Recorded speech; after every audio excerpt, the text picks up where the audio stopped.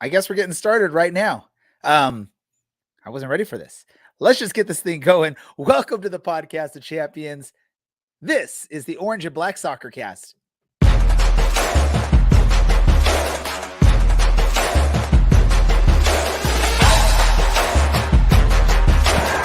Rapowski, and the air leaves Al Lang Stadium in one large exhale. Trouble. Arozarena's beat. Orange County opens the scoring. It's Thomas. Kuninga scores! The old guard with a new trophy. This is the Orange and Black Soccer Cast, the first and only podcast dedicated to Orange County Soccer Club, its fans, and supporters. Follow us on Twitter at OCSC_SoccerCast or on Facebook at Orange and Black Soccer Cast.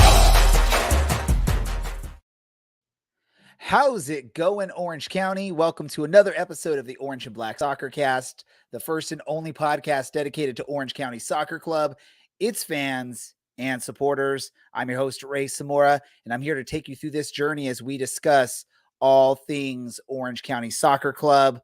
Let's just introduce everyone else as he's been since day one. We've got from County Line Coalition, Dylan.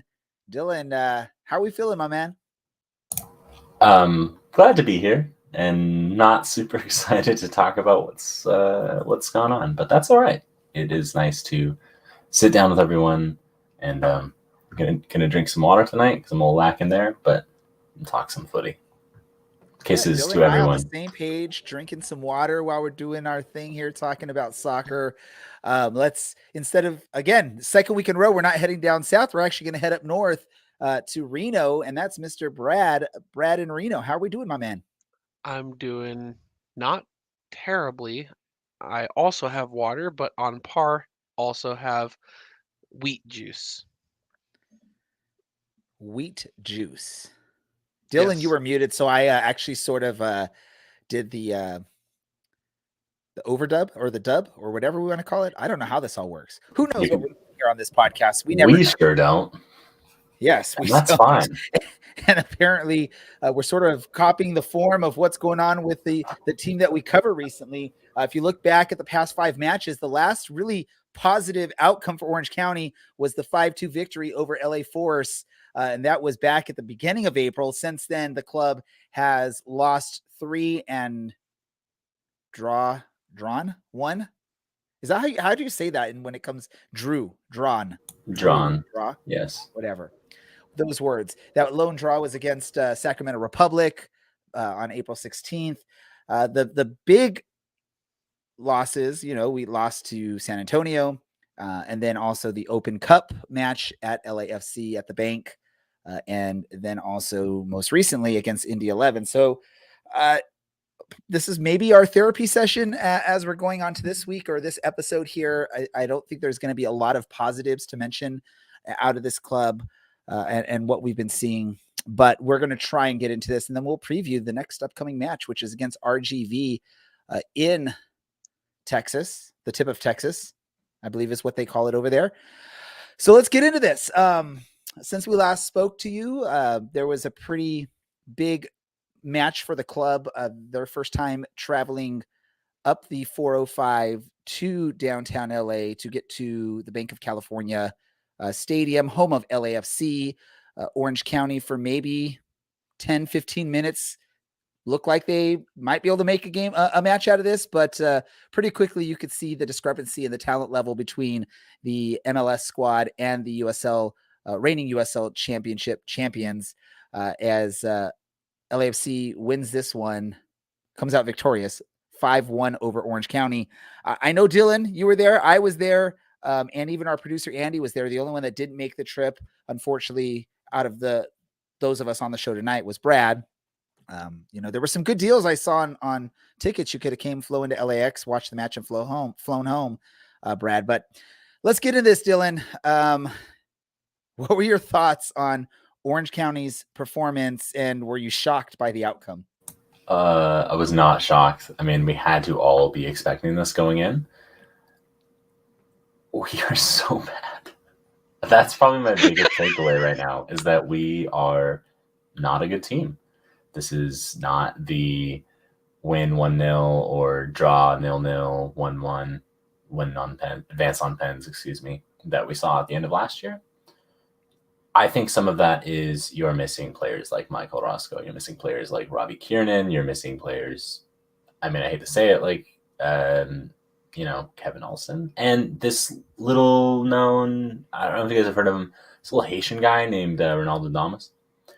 And when you're lacking players like that, unfortunately, trying to play for a 1-0 victory and hit teams on the counter just doesn't work. That was obvious here. What's most frustrating about this game is we conceded the same goal basically 3 times.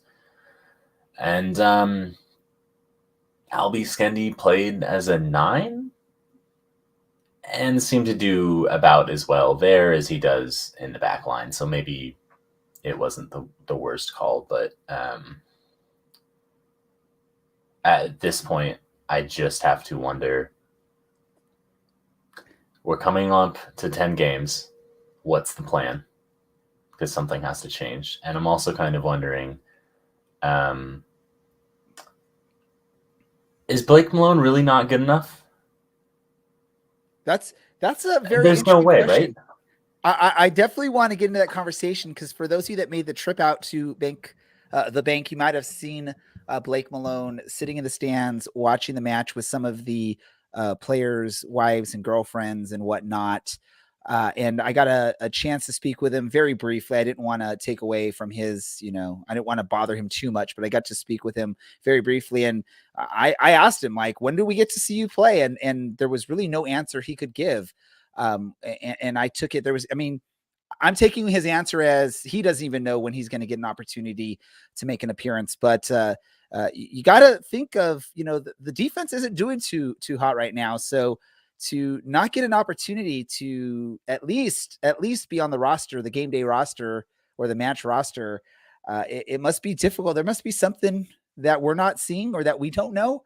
But let me ask you really quick, Brad, this question.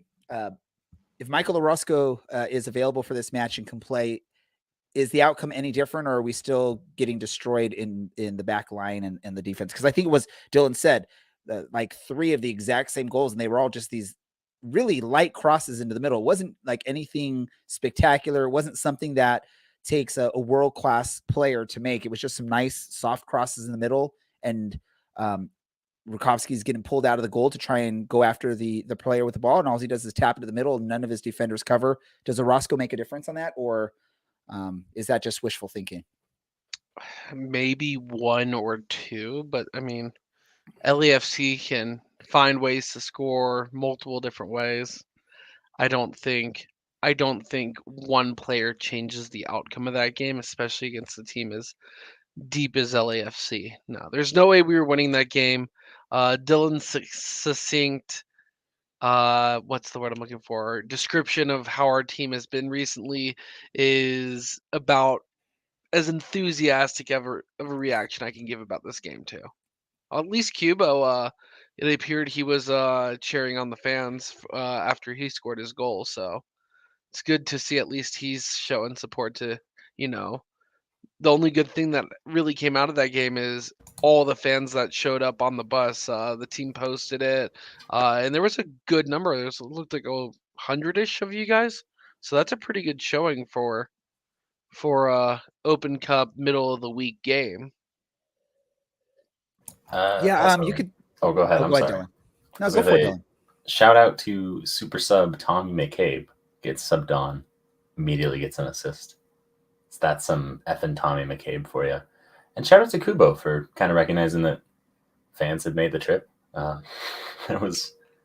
You could see the players who recognized that it was a Wednesday night.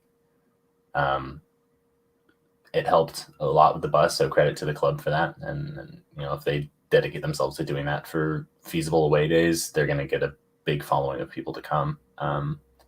You could see the players like Seth Kasipli, like Kubo, who recognize, like Ugo, the impact and the importance of the fans, and then you can see the players who are happy to see their LA friends and happy to, just kind of get off the pitch and go take a shower after a humiliating loss. It's good to see that, despite a disappointing loss, there is some level of, hey, let's still thank the fans because we still spent 90 minutes shouting for offside if you're someone named Lane, and maybe just shouting the rest of the time if you're someone named everyone else. There's pros and cons of every game, right? So you got super sub and some players saying hi, and we scored a goal. And we got to taunt LAFC fans by telling them that they'll never be the champions of the USL. Yes, we got to celebrate that fact. Unless, hey, maybe one day when there's pro rel in the US, maybe they will potentially have that opportunity. I love that Dylan and Brad. It's a comedy podcast. Comment there, right? Let's talk about the fans, because it actually was a pretty good appearance from the Orange County fans. Again, a Wednesday night to get a nice group of fans there. There was a lot of love shown from some of the LAFC fans, and some of them even commented that they were impressed by the turnout that we had and the volume that the Orange County fans had at the match. I don't know if anyone was able to hear anything on the streams or anything like that, but props to the Orange County fans for giving it their all for 90 minutes of cheering. And then even with that, like 20 or 25 minutes after the final whistle, just chant after chant and trying to, just enjoy that evening. Cause it's a very rare experience for Orange County SC fans to make a trip to an MLS stadium and to support your team. And it's just a different experience, right? I mean, nothing against USL Championship, but an MLS stadium's going to have a different type of energy than what a USL Championship stadium, especially okay, I'm not going to say all MLS stadiums because some of them might not be as amazing, but props to LAFC. They have a pretty good supporters group there and a pretty good setup for that supporters group. I actually got an opportunity to I got to sneak into the supporter section for LAFC, and they, our guest last week sort of gave me a tour of the area, explained some of the traditions and the stuff that go on there. And it was just me as a soccer nerd, just wanting to learn a little bit more about another team's setup and tradition. And I appreciate the generosity that came from our guest last week in letting me do that. And the only thing I had to do was take off my Orange County colors and go in there in all black. But yeah, apparently I was drunk. Ray got trashed. It was very great. And that's why you take a bus. Okay, but can we say this, right, Dylan? Can we say this? I'm a nice drunk. I'm not a mean drunk. I'm not an argumentative drunk. I'm a nice drunk. People under the bus. Name names. Just kidding. He is a nice drunk. He wants to be everyone's friend, and I'm surprised that most people seem to be somewhat receptive to him. Hey, all the LAFC fans, I asked for a fist bump as they were entering, and I'm chanting and yelling Orange County SC or OCSC. They were giving me fist bumps. They were probably cracking up as they did that. They were, showing me their badges on their shirt. And then let me just say too, the LAPD officers that were right there by the entrance that were cracking up at me, but letting me do my thing. I asked them a couple times if I was doing, if they wanted me to stop, just let me know. And they said, no, keep doing it. You're nothing. You're not doing anything bad. No, not saying you're nothing like Orange County, just basically saying I'm not causing any trouble in their eyes. So Ray Samora is nothing. Let's just change the name of the episode. I love that there's this talk about parking. It was expensive at the stadium. For those of you that did not get on the bus, that's one of the very big perks of getting on the bus is parking gets expensive when you're in downtown LA. I think I don't know what the cheapest parking lot was, but if you're near the stadium, you probably were paying at least $40 for parking, if not more. So that's where the bus came in handy. It wasn't as fun of a bus ride home though, right? I mean, you're sort of sad, tired. Most of us couldn't talk anymore because our voices were gone. But let's get back into the game aspect of it. Is there anyone that you could say was your hero of the match for Orange County against LAFC, Dylan? I'm Milan Olaski for trying like a 40+ yard chip.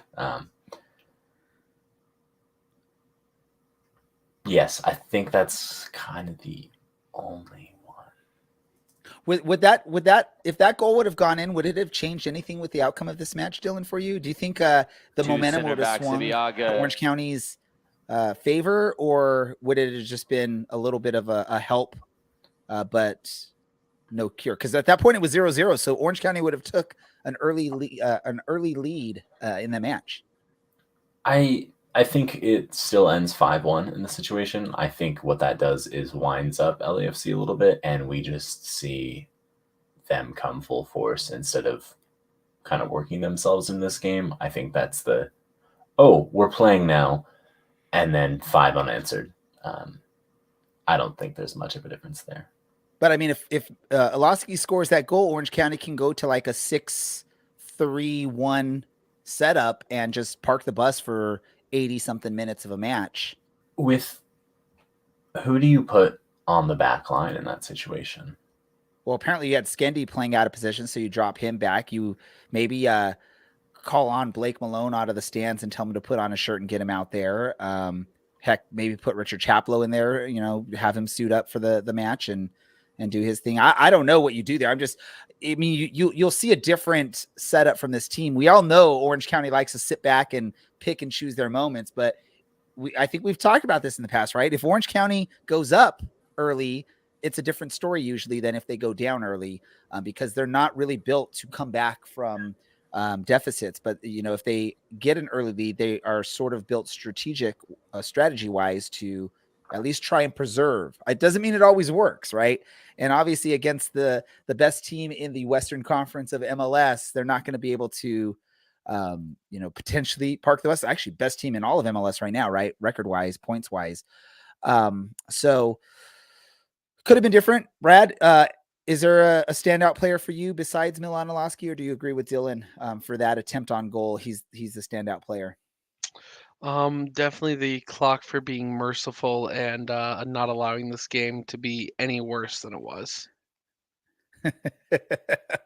Okay. All right. Were you guys shocked to see Carlos Vela come into the match, or is it what would have been expected on this? I mean, the team's already up 3-0 or 3-1 at that time, and they bring Carlos Vela in. Was that sort of a slap in the face of Orange County, or are you fine with that from LAFC in this match, Dylan? No, Brad, go ahead. Whoever wants to go, I don't care. I'm just surprised it was for Musovski. Being the Reno homer, I would love to see him go for the hat trick there. I believe it was for Musovski, because didn't he have the brace? I believe it was for Arango, who had the brace. I think Musovski ended up with the brace, but that was after Vela. Yeah. I don't think it's a bad thing. They're trying to win a cup, and they actually have the firepower and the depth to do it. It's a competitive match, right? I mean, we all sat a couple years ago and watched the U.S. score 15 or something past Thailand, and that was acceptable. So why wouldn't it be acceptable here to put on probably one of the most talented players that MLS has ever seen in this game, and say, hey, you know what? You got 20 minutes, go score a hat trick, or go get some assists, or go have fun. I mean, he got a new contract, so what better way than to get him a little bit of match fitness at the end of a game that doesn't matter. So after that, I guess expected but yet disappointing loss to LAFC, ending Orange County's hope for a deep run in the U.S. Open Cup, they returned to USL Championship action, traveling out to Indianapolis to face Indy 11, and actually got off to a decent start, took a 1-0 lead against Indy 11 on the road. But things that just fell apart afterwards, and they end up losing the match 3-1. I guess I just talked about in this LAFC match that they're sort of built. If they can come up with an early lead, they can have success. But apparently I didn't realize or didn't think about this match afterwards. What went wrong for Orange County, and how were they not able to maintain the lead, Dylan? I think it comes down to there's not enough organization at the back. We're not defensively solid for a team that is built to be defensively solid. And then on the other side of things,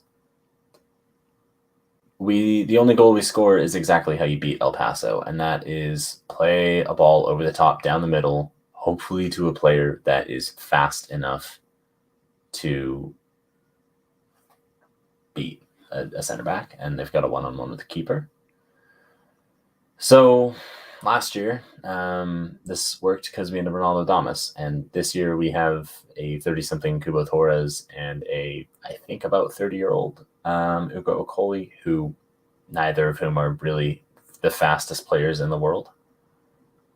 So if you're ever only going to be up 1-0 and then you've got 80-odd minutes to play, it's a difficult thing to do, and it's a difficult thing to do when the shining star of your back line is 18.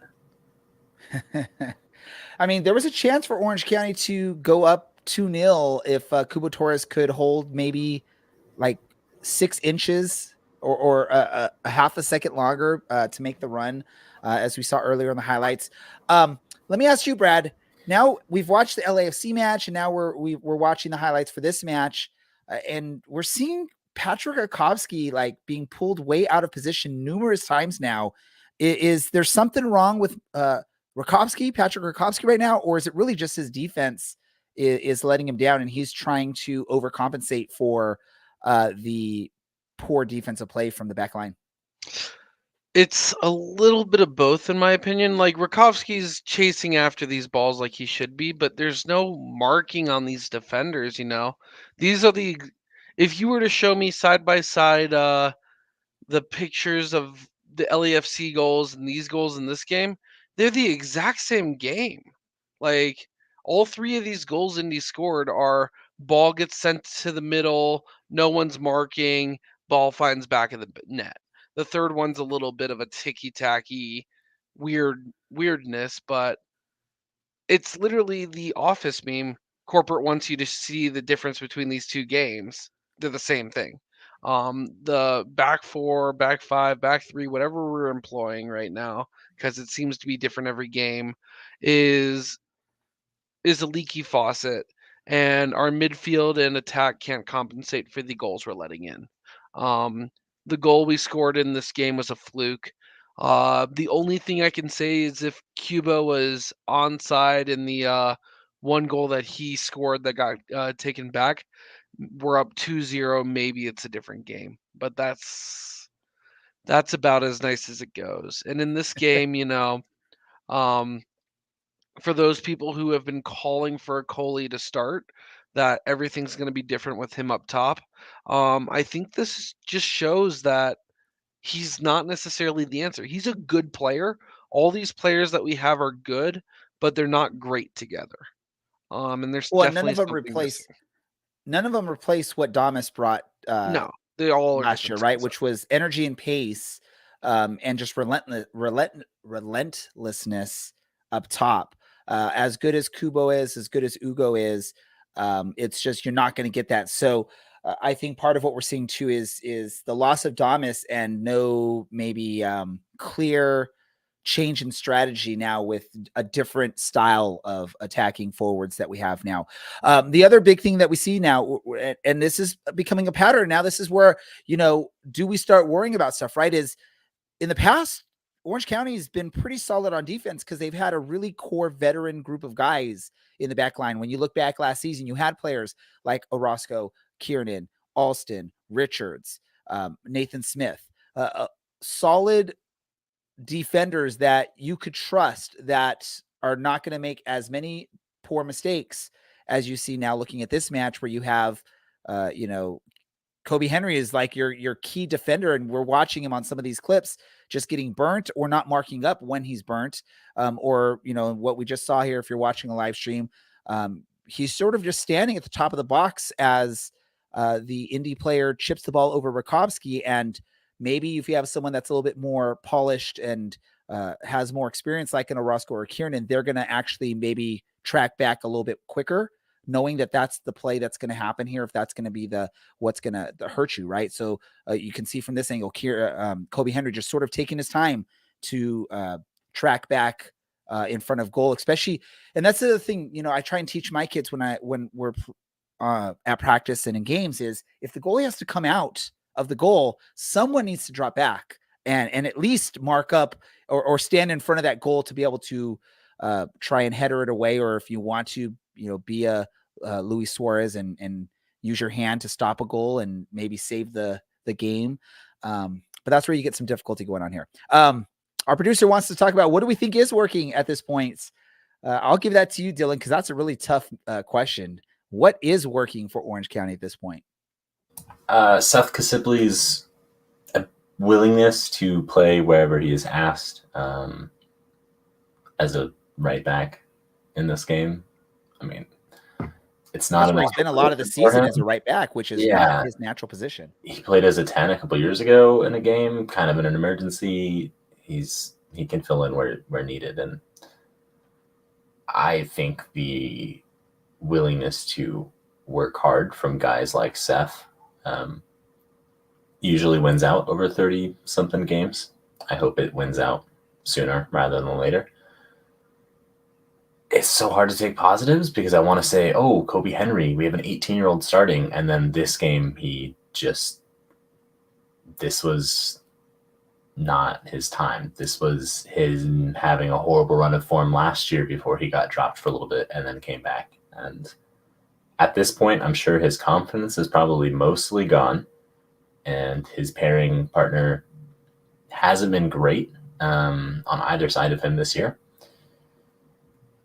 So I don't know. I really just want to say like Seth Kasipli at this point, and guys who are still working hard. You know, Mikos, Ugo's, like still working hard. I mean, look at where Ugo is when we concede that goal that is ultimately offside. But like he's back playing defense, which is great to see because he's working hard and trying to make stuff happen, and also really bad to see because why is he all the way back in our own box?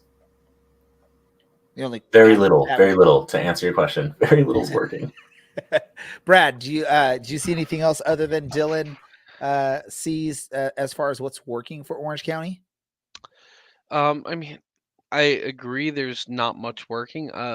If I were to point to two spots that I think are less brighter or more brighter than dim, would be Alex Villanueva and Miko Kanigas.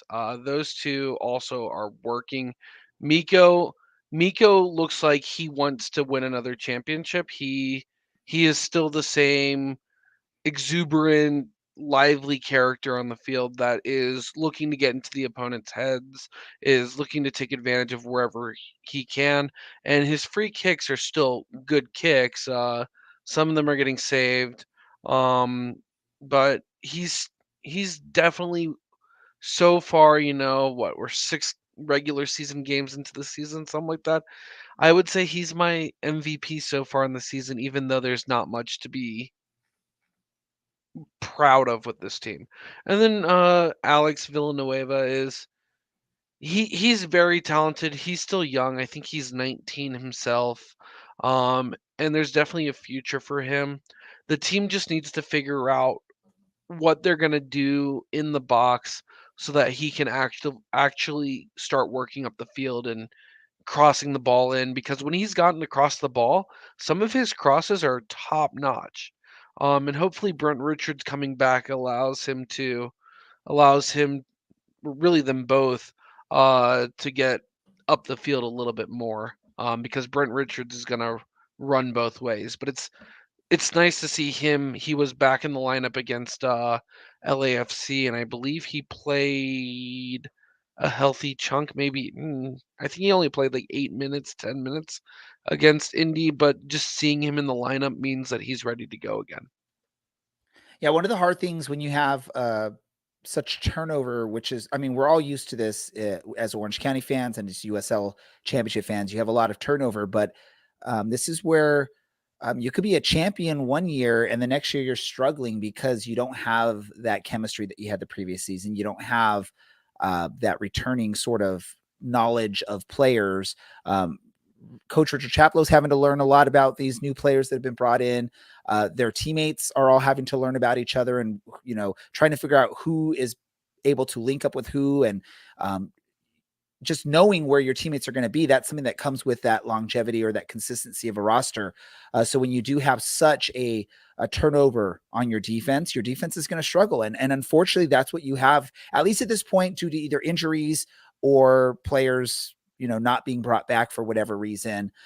You have sort of some lack of consistency in the defense, and we're seeing that hurt the team right now. Now, who knows if, when Michael Orozco is able to come back, Brent Richards is getting more minutes potentially. The rumor is that we're going to see Kiernan soon, hopefully, maybe, fingers crossed. That would be another solid piece to add to a defensive puzzle.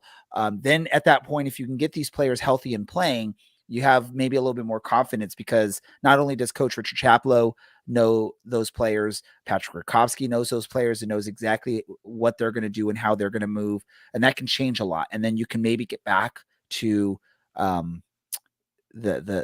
solid defense that we had in the run up to the championship last year. I'm still going to give it a few more matches. I want to see where we are. We got to see, and I want to see some of this, the players returning from injuries or potential new players hitting the roster here before I start hitting the panic button. But Dylan, Brad, are either of you hitting the panic button already? No, I'm not. We have to get to 10 games first. And I think while we're shipping the same goal, 4 or 5 times over 2 matches, it takes time. And we're missing a huge piece of our defense right now. Takes time for things to click. I do think, and I'm sure this is already happening at the club, that hopefully they're hitting the panic button, but the attacking options, because it's great to bring in Akupa Torres and it's great to resign Hugo, but there's kind of no sense in bringing on a target man when you're not taking off someone who's incredibly mobile, for which this whole system relies on, in a Ronaldo Damas. And it kind of seems like they expected him to be here for this season and maybe leaving in the summer. Obviously that is not the case, and he maybe has found himself in Sweden by now, but it's not great. And ultimately, I don't think the system succeeds without a very pacey number 9 to actually get in behind defenses. Yeah, it maybe would be nice to have retained or re-signed or brought back Aiden Apodaca as sort of that maybe pacier forward to replace Damas. If you knew at the time that Damas is leaving, I know it's not the same level, but at least it's that pacier type of forward, as opposed to basically you have Ugo and Kubo who sort of play similar styles up top. Neither of them has that pace. None of them are like a high energy type player. So I think that's just, like you said, Dylan, we're sort of missing on that. Heck, does anyone know where Vinicius is these days? Maybe you can reach out and find him. He was sort of that Ronaldo Damas type player that would run all over the place and give you energy and pace. Just minus the ability to actually finish, yes. Yeah, otherwise, the same player. Or was it Joe Coleman? I mean, other players that had some pace up top. You mean Kevin Coleman? Kevin Coleman. I don't know who Joe Coleman is. Maybe it's... You just created Joe Cole and Kevin Coleman, the player. And just put them together. Which is like a great 10. So let's do this, because right now Orange County currently sit 11th in the Western Conference. The only teams that they're ahead of on the table is El Paso and Monterey Bay. I think anyone who follows probably thought Monterey Bay was going to be down there. I don't think anyone coming in from last season would have looked and said, oh yeah, bottom 3 will have both El Paso and Orange County, but that's who you have down there now in the West. And then right above them is Oakland Roots. So Orange County, if they're going to start turning things around, they're going to have to do so sooner rather than later, because you're getting to that point. We've had seasons where we were like, okay, it's almost there. We're almost to that point where you have to really fix things, or it's going to be a crap rest of the season. They're getting there to maybe start that on the road, the tip of Texas, RGV. Brad, what does Orange County have to do in this match to come away with the 3 points on the road against a RGV team that maybe could be difficult? They're at least ahead of us on the table. Do you want a serious answer, or do you want me to find a witch doctor to heal up all of our injured players and somehow manage to put the RGV team on a little foosball table where everyone's connected in a line and they can only kick with their feet like this? All right, there's Brad's expert analysis. No, serious answer. Brian Olowski needs to get healthy. Brent Richards needs to work his way in, and we need to find a midfield combination that works. I'm not even gonna mention the back four, back three, whatever we want to deploy because that's not working. But the thing that I think also needs improving is that midfield. Um, we need to find a pairing that works, whether it be Peterson Partita, McCabe Partita, Peterson McCabe. There's some combination in there that needs to work out, and then when Olowski comes back, hopefully that makes it a little bit better. But Rocha's So not what would working. Peterson is hit and miss at times. And I've been underwhelmed with Kevin Partita so far this year. But I know what would that be your he's a. recommendation? What would be your answer? I want to see a game of Partita and McCabe. I feel like they both fit the defensive mold that we're looking for, or that we need help back there. And I know that we have the attacking options if we can first fix our defense and in the midfield. Um, it's not about the distribution, which will come. It's about the just starting the playoff for me. Dylan, what does Orange County need to do to get this win, to get the full 3 points against RGV?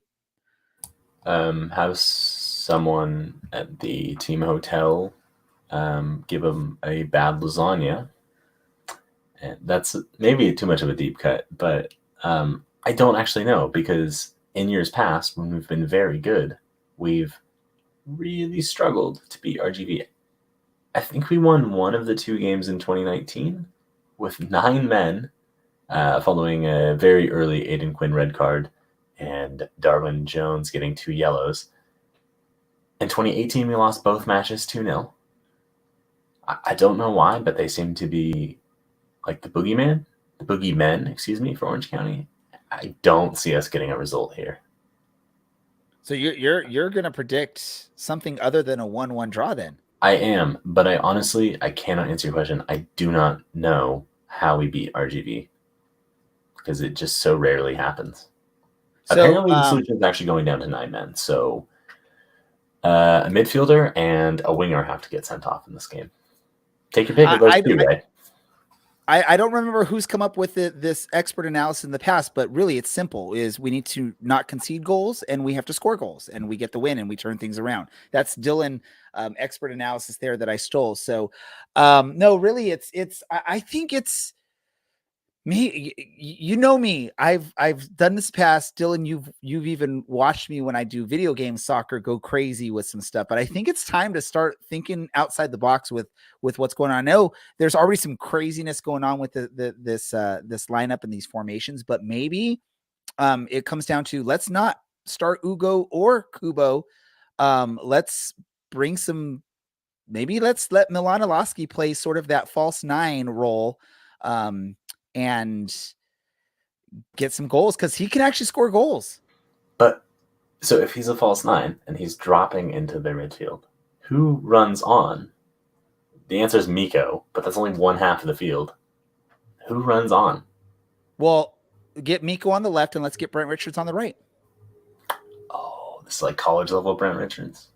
I'm saying, because we all know he can make those crosses. So if you have him playing that right winger, or also, getting in a little bit. I mean, we know he could score goals. He's played in those, as an attacking player in the past.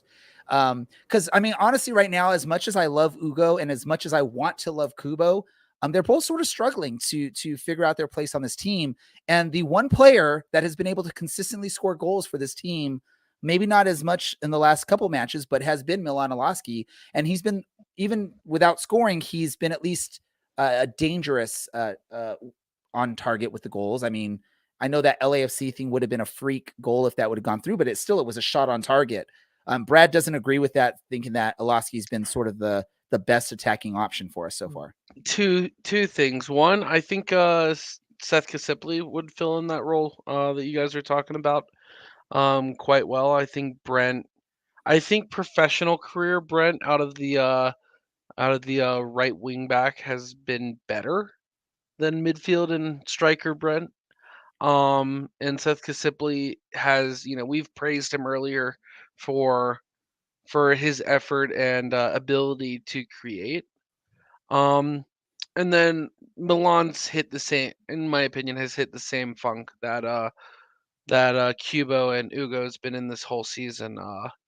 When was his last goal? It's been a minute, you know. But at least even maybe not getting the ball in the back of the net, he's been getting some quality shots on target, which is something you want. Again, this is just me. Like, you know me, I'm not the person that's going to sit and just wait for something to work. I like to switch things up, try something new, do something a little different. You got to shake things up. You got to tinker with the game plan and the strategies to try and get something, figure out something that's going to work. And that's just me though. I know not everyone's in that same boat. Some people would prefer to stick with what you're trying to do and it'll eventually start working again. Or maybe just make a minor little adjustment. I'm one of those that I'm all about making a big change or just a drastic change to try it out. And then if it doesn't work, you go back to your original game plan. What's up, Dylan? You're all about big changes. Are you saying that it's time? Are you saying Chaplow out? Is that what you're saying? That's because not while what he's I'm not saying, here Dylan. tonight, Not what I'm saying. Are you sure? That's a dangerous game. Although I know was it Alan on our conversations behind the scenes was saying this run of form is very similar to what Braden Cloutier had before he was let go. It's the same 6 results. Yes. But the difference is the results are earlier in the season as opposed to Braden's were a little bit more in the late mid part of the season. So that's where I would say it's different. And again, we've all agreed, right? Is the first like 10 to 15 matches of a season is sort of this learning curve for these coaches and these players because unfortunately many of them haven't been there. And I want to say last season's roster there was a little bit more continuity as far as coming from the previous season. Maybe not though. I don't know. In the important places, i.e. our center backs. Yeah. Yes. Well, just our defense as a whole, really, if you think about last season. That is actually true. It was mostly the same. I think Kevin Olsen just fell short of being the all-time Orange County appearance leader. But maybe a joke to say that Chaplow should be fired. I mean, maybe so we can be very, very clear. I'm not saying I don't think he should be fired. Yeah. Not yet. Not yet. I can't imagine Yeah, what this team looks like when you do that. You don't fire it's your not gonna be championship good. winning coach. Well, here's the thing, right? What wasn't part of my arguments when I sort of agreed with what was going on with Coach Braden Cloutier last season was just the lack of trying something new or making changes or doing stuff, right? Again, this is sort of new for Chaplow. He's still not even a full year as a head coach with this club, right? When you look at when he started and when we're getting to now. So I want to see, I mean, I expected more out of Coach Braden Cloutier because he'd been here for a few years, more experienced head coach, and it was sort of getting stagnant. At this point, I'm still going to give Richard Chaplow a little bit of an opportunity. I want to see what kind of ideas he can come up with to try and fix this. And then if, towards the end of the season, if I'm not seeing any kind of attempts to fix this, then that's where you might hear me jumping on that bandwagon. But right now, I'm on board with Richard Chaplow as we got it now. Let's get our match predictions, you guys. Our match predictions against RGV. Dylan, what is your prediction? Orange County 0, RGV 2, because history says that's a good call. All right. Prove me wrong. Did we get an official prediction from Alan? All right, so we're going to get to do that one, but let's go to ours first. Brad, what is your prediction for this match? I'm gonna go the Dylan approach and go 1-1. Very original. I know. All right. I gotta start catching up. I'm gonna go 2-0 Orange County. So I'm going opposite of Dylan for this match. I'll buy you a beer if we get a clean sheet. Let's figure this out though. We got to see where we're even at the standings now. So I think our producer has the standings ready for this. So as of the Indy 11 match, here are the standings. Dylan is still looking like a genius when it comes to predicting match scores. He is just blowing everyone else on the team out of the water with 32 points. The next closest, Alan and Brad, are tied at 19 points. And I'm surprised that I'm only 2 points behind them with 17 points. with how bad I can be with predicting scores. As you can see, there's the rest of you on that list. It looks at Logan's. Logan, it seems like he wants some sort of prize from us because he's trying to beat you, Dylan. You know, man, he's got all that insider info, so he knows what's coming on. He knows who's signed, who's fit, who's ready to go, who's traveling, what shirt color we're wearing, and he knows apparently what the scores are going to be before each match as well. Hey, at least he shares most of that information with us. He's going to keep everything. He's going to keep the scores to himself, but everything else he's willing to allegedly share. We might need to get Logan like on our show. Like we can bring him on, just have a segment where he's just like giving us the scoop of what rumors he's hearing from, about the club, the players, or all that. Just can't say who his sources are, just, what he's hearing, but who knows? Yeah, there we go. So, share your predictions with us, and that way we can keep track of them, and we'll update this list as you make those predictions. We will put them on here. And again, anyone that beats the top score out of the four of us that are the main host on here, myself, Alan, Brad, Dylan, if you can beat one of us, or not one of us, if you can beat the top one of us, you can win a prize. We don't know what that prize is going to be. It's going to depend on how many of you win.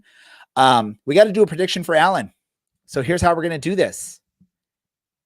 6-9. Dylan, you pick a number. Brad, you pick a number, and then I'll pick which score those numbers go to. Dylan, pick a number. 61. Brad, pick a number. 8. All right, so 61 goes to Orange County, 8 goes to RGV. I was hoping Brad was going to say 9, so we could do a nice little 619 and represent him being from San Diego. But Brad doesn't know the area code for San Diego. No, I do. It's a Rey Mysterio thing. Okay. I'm not Mysterio, but hey, it's all good. Let's do this. Let's move on to some random soccer discussions before we wrap things up. I'll go to you first, Dylan. Do you have any random soccer discussions you want to bring up tonight? Or random soccer news is the official title of this segment. I feel like I had something 20 minutes ago. I'm just kind of lost that one and thinking about whatever is happening here. But hey, Luton are 5th in the championship right now. And ain't that something? It's proof that good teams can still do good things. And there is some sense of justice in this world. Brad, what about you? Any random soccer news that you want to share? Well, I also follow soccer across the world, and nobody's giving me anything to really root for because Everton is making a run at 18th. And, well, you know what? If Everton goes down, hopefully Forest goes up so that I have someone to root for in the Premier League until hopefully Forest goes back down and Everton goes back up. But, well, maybe Everton can pull a what is it, a Sunderland move and drop down 2 levels. That would be awesome. That would be tragic. Everton down to the National League. Albie Skendi returns. Takes him back up. Tragic, especially in the new hundreds of millions of dollars stadium that they're building on the wharf there. They don't use dollars in England, Brad. Yes. Pounds. I knew what I was saying halfway through, but I was committed to saying dollar. Yeah, what Mikey said in the comments. There we go, Mikey. Let's do this. My random soccer, right, is again, I know y'all are going to give me a hard time for this, but I coach my son's soccer team. We're playing against club level teams this year. In the fall, we were just a rec team. We've struggled all season, but we have a good opportunity to get our first victory of the season this Sunday. If anyone wants to come out and cheer on a bunch of 10 and 11-year-olds soccer, come on out. We're going to be playing on the road in Temecula at 10:30 in the morning. So come on out if you want to come support these boys. From what I know, doing my scouting and speaking with other coaches that I've competed against, this team that we're playing is the worst team in our league. And even as bad as we've been, we should hopefully be able to beat them. But are you Orange County? but it'll be the assistant coach manning the team because I will be on a business trip. So I won't be there for this. So I've been joking with my families is please do not win this game too big because then when I get back, you're going to blame me for us not doing good when I'm the coach. What's up, Dylan? Can we wine taste on the sidelines? The league rules state no alcoholic beverages Okay. are allowed. Yeah. Why did you and even bring this up? Temecula? Also, Why no did you pets bring on the this up? sidelines. Then there's Samora out. Jeez.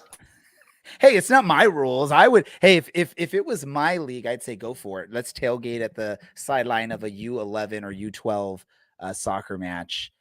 But no, let me say this: I'm proud of my team. We've had some tough losses this past weekend. We lost 9-0, but there's positive attitude still. They're still coming to practice excited and they're working hard, trying to get better. I knew this season would be a struggle for us because, again, we went from a traditional rec team, and now we're playing against Flight 2 and Flight 3 club teams in the spring, which has been difficult for them. So, but hey, that's the life of soccer. We can only get better from here, and one day we will win all the games, every game. That's the goal. Random news, random thoughts, ideas from you guys. Dylan, what's your random thought of the night? Everyone who's older than me is gonna laugh. I promise I'm just maybe now rounding into being something of an adult, but my God, being an adult blows. It's like working 9 straight days and then you get a day off and you spend it packing. Or packing all of your stuff into a box for some renovation so you can take care of where you live. Or packing someone else's stuff up. Why do we do this? What a waste. So I'm going to tell you this, Dylan. As an adult, I don't like pack that much. So by all means, that doesn't seem like true. You get to do something that's not all your dead fun time. on your day All off. your dead time, you're packing something. You're packing stuff for a renovation. You're packing stuff for a move. You're packing stuff for someone else. You do a lot of packing, Dylan. Have you ever thought you can maybe start one of those moving services? You see like Meathead Movers or That is me. I'm a College meathead. Hunk Movers or whatever they're called. You can start one of those. That was my past Brad. life when I was in college. Hey, I wasn't done. I was saying, oh, go for it, Dylan. Man, work blows. What if we all just sat around and didn't work and just enjoyed ourselves? Drink vodka. No, I was drinking water earlier. There's no influence here. Just saying, what if we just enjoyed ourselves instead of grinding ourselves into a fine bone dust for a few more dollars? All right, Brad, how is the grinding into a bone dust going for you? Well, Dylan spent a little bit too much time on anti-work on Reddit. Grinding my bones to dust kind of sucks, but on the flip side, I've spent a lot of time applying for new jobs and new opportunities, and just for all those people in the world that just need a little kick in the butt to get moving and do some new stuff, just take it the first step and everything will follow through. I'm going through that motion myself right now and it feels good. It feels rewarding. So can't complain there. I hope you get a new job, one that lets you sit around a lot. I wouldn't say no to that, but my waistline would say hell no. Yeah, it sucks when you have to sit a lot at work for 8 or 9 hours. It's not always the most fun of a job. But yeah, my random thought. Hey, I want some ideas, some recommendations. I will be on, like I said, on a business trip next Sunday through Wednesday out in Colorado Springs. If anyone has any ideas of where I should maybe grab some dinner or whatnot, let me know. Shoot me a message or just tweet at me at DJ Samora. Let me know. Dylan. Colorado. But yeah, no, share some ideas, some thoughts with me, and maybe I can check those out and at least make the best out of a situation. I'm out there for a work conference, but let me know when I'm not working where I should go grab a bite to eat, something that's good, and don't recommend something I could get here. Perfect. Hey, look at that. We are going to stay under an hour for this episode, which has been very difficult for us as of late. But let's go ahead and do this. Since we have that time, Dylan, if people want to hear from you, what's the best spot for them to hear from you? I know you're not very active on the Twitter machines, but you got your Twitter handle up there. Yeah, I think I'm on the way out because I haven't been using it. And so what's the point in having it? And if it means that some metric for some Silicon Valley company, what might become a Texas company, who knows? If it means the metric will go down for a company, then I'm all about that. You can find me sitting somewhere trying to do nothing and trying to enjoy the moment. Look for his like smoke signals in the air or something like that. That's how Dylan's going to start communicating, or on like one of those old school flip phones. That's probably the best way you can get a hold of him. Brad, how about you? If anyone wants to hear more from the thoughts of Brad in Reno, how do they do that? So yeah, in honor of the multi-billion-dollar move, you can find me on the Elon machines at Pal on the Sky, right there. Polonsky out. That was horrible. How is an Elon machine not just? Why wouldn't you go with Musk machine? Which Musk mobile, Musk machine? Come on, it was right there. You Or can Tesla find me on machine. the Teslaverse at Pal on the Sky. Now he's trying right too there. hard. Wow, this is. I mean, no one's watching anymore, but apologies for the. That's Hey, we that's do have what 6 Lord viewers does right to now. you. So, hey, we got 6 people watching us right now. So someone's listening to these bad jokes from Brad. If you want to hear more from me, I already gave it to you. If you want to hear more from the podcast, follow us at OCSC_soccercast. You can go to our website, OCSCpodcast.com, to listen to any of our previous episodes, or just listen to us wherever you like to listen to your podcasts, whether that is Apple Podcast, Google Podcast, Spotify, iHeartRadio even. For our missing Alan, and for Dylan, for Brad, and our producer Andy, thank you for listening. This is the Orange and Black Soccer Cast, and we are out. Orange County.